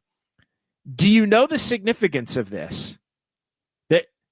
So the Warriors were up 6, and then Steph went out. They were up 4 actually when Steph went out, but they were up 6 right before Steph went out. Knicks immediate 8-0 run. They're up 2. Buddy Hield hit the 3 at the end of the 3rd quarter. It gave the Warriors the lead going to the 4th quarter, which meant that the Warriors 1-22 when trailing at the end of the 3rd quarter didn't come into play because Buddy Hield gave them the lead by a point going to the 4th on that 3 at the end of the 3rd. So it was not quite as significant as a buzzer beater, Kyle, but it took away remember Steph Curry, the reaction when I think you guys are 1-19 when you trail after. They haven't trailed a lot going to the 4th quarter in the last, but Steph was just mortified that they were that bad. So Buddy took that away tonight. Warriors had 30 assists. 3rd straight game they've had 30 assists. They're 19-8 when they have 30 or more assists. Steph and Curry 12-1 all time at Madison Square Garden. That is just impressive as hell. I mean, Steph 28, 7 rebounds, 9 assists, 2 steals, 5 3-pointers. Steph's 18 threes away from 4,000 in his career, of course. Back in 2021, he set the all-time 3-pointers made record in the game against the Knicks at Madison Square Garden. Podziemski, 19 points. Jimmy Butler, 19 points, 4 boards, 4 assists, 7 tonight at the free throw line. He's gotten to the free throw line 6 or more times in 8 of the 10 games he's played for the Warriors. He hasn't done it in the last couple, but the Warriors are 9-1 when Jimmy Butler is in the lineup. This is a completely different world for the Golden State Warriors when Jimmy Butler III is a part of the equation. And Buddy Hield. Again, it was looking like not a great Buddy Hield game, and then it became a really good Buddy Hield game. 22 last night, 15 tonight, 3 3-pointers, and the ones he hit into the third, beginning of the fourth were huge. Moses Moody, a plus-minus hero. 13-1 are the Warriors when Moses Moody starts. Again, I say it every night. He's not going anywhere in that starting lineup for the foreseeable future. That our fun with numbers for tonight. All right, let's get to Kyle's clicks. What do we got, Kyle? San Jose Jazz fan 4 with a little history lesson. In 2009, Steph wanted to be a Knick, but now he lives rent-free at Madison Square Garden. That's a good one. That's a good one. That's not, though. That is not our Dubs OT comment of the night, although, wow, we must have some really good ones if that's not one of them. Varus Tower, Madison Square Garden, Curry's playground. Man, it has been. Wow. 12-1 is kind of insane. I mean, I know the Knicks were good. They weren't good, and then they were good, and then they weren't good, and now they are good. I say something, he says something, you say something. No, I'm sorry. I got in my little Draymond mode. Just love having Jimmy, that security blanket, FL Dubs fan. It has been a complete game changer for the Warriors. AB, where is Dre's birthday at tonight? That's one I might know if I was on the trip. But since I'm not on the trip and I'm back in the home studio, that's one where if I had been at MSG tonight, I probably would have heard. But not at MSG tonight. So we'll see who leaks it out or if there's a little video. But I'm sure there are plenty of spots in Manhattan and New York City that you can have a nice little get together for a 35th birthday for a small group of NBA players and friends. JC Mack, Buddy Hield is the roller coaster that will give us all a heart attack. The sooner we don't have to ride it, the better. Well, you're riding it for the rest of this year. And it hasn't been all bad to this point. But yeah, it definitely is a roller coaster. Cat was ducking the smoke from Jimmy. In all seriousness, we do wish Cat the best. I don't know that it had been reported what's going on, but Tom Thibodeau, the Warriors play the Knicks coming up. Knicks are about to go on a long road trip where they will play in San Francisco and LA. They play the Kings. Like, it is a long trip. I mean, the Knicks play there at Chase a week from Saturday. So that's how long this trip is. And the Warriors, it is a week and a half plus long trip for the Knicks. And Tom Thibodeau had said that Cat really had some personal stuff that's going on right now to where he may join him, but he needs some time. But he may join him at some point. So don't know if it's been reported on any of the specifics of that. Definitely don't know what's up with Cat. But obviously we've dealt with, Andrew Wiggins dealt with some stuff. And we always want to be respectful to players that are going through some personal reasons when they have to miss a little bit of time. Enrique Rivera, Warriors basketball torture. Shout out Mike Kruko. Yeah, I don't know that we've necessarily gotten to that Giants 2010, 12, and 14 level with this Warriors team. But maybe some of the losses. It doesn't feel like they've won a lot of those games where you're like, ha, ha, ha, ha, ha, torture. But also, it feels like the Warriors have kept enough. The Warriors haven't won a lot of games in the ways that they've lost some of the truly ugly ones. But hey, there's still 20 games to go. So plenty of time for it to come to fruition. All right, one more, Kyle. Are we to the point where we are at our Dubs OT comment of the night? All right, let's roll. Now, time for the Dubs OT comment of the night. Read the Steed. Steph has fluid in his knees, a bum-ass ankle, old AF, and is still better than your favorite player. That is a great comment. That is comment of the night worthy from Read the Steed. Big time stuff there. We appreciate it. 2-point game, by the way, in Phoenix.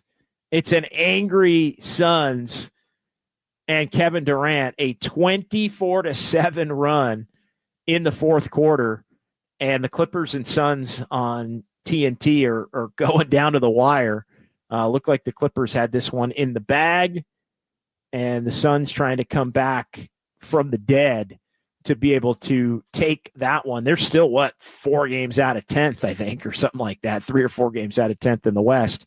But again, I think if you're the Warriors, you're rooting for Phoenix to beat the Clippers tonight and gain a little bit more separation on the Clippers, because that's one of the teams the Warriors do not currently have the tiebreaker on. So the Suns are done. Not kind of a non-factor. So I think as that game, still plenty of time to go, 6 minutes to go, and the Clippers up 104 to 100 there. Kyle, great stuff tonight. Really appreciate you, my man.